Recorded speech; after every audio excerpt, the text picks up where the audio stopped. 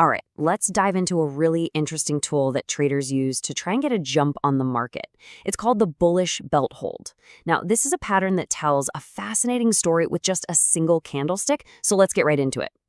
So imagine this. You're watching a stock and it's just been falling and falling and falling. Every trader has been there, right? You're asking yourself, when is this thing going to bottom out? Is there any sign that the tide is about to turn? It's a huge question, and getting it right can make all the difference.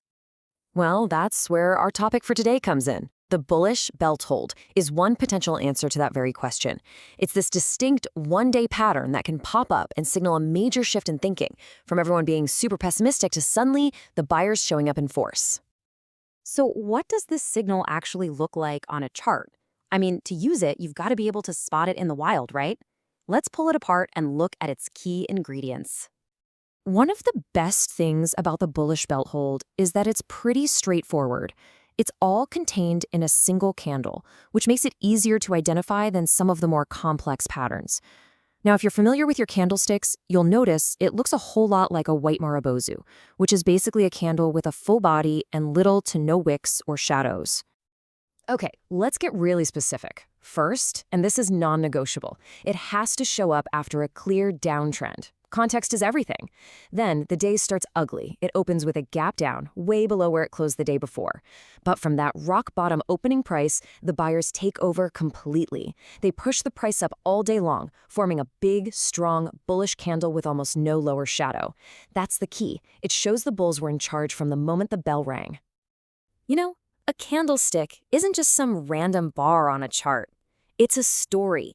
It's a snapshot of the raw emotion and the battle happening between buyers and sellers. So let's get into the psychology, the real story this one little candle is telling us. The best way to think about it is like a game of tug of war.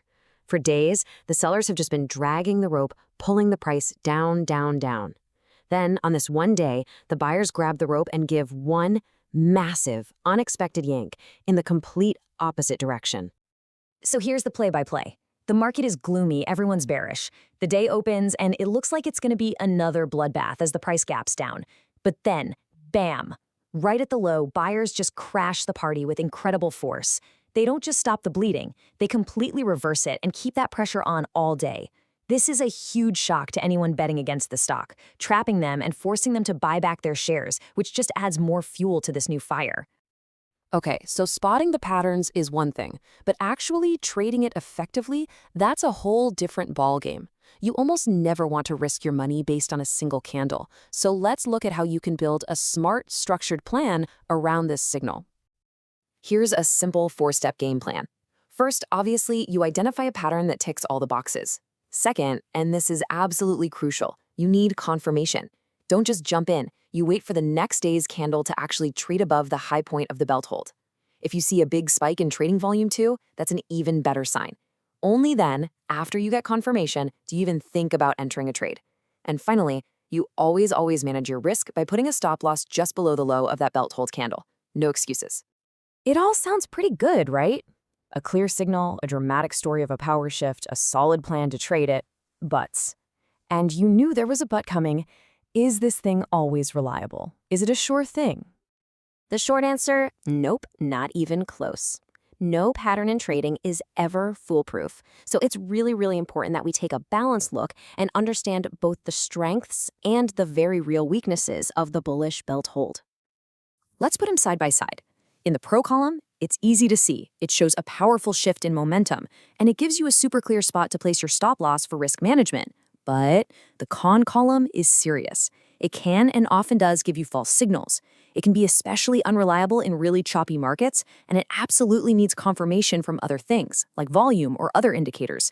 And sometimes it's just a little breather before the downtrend kicks right back in.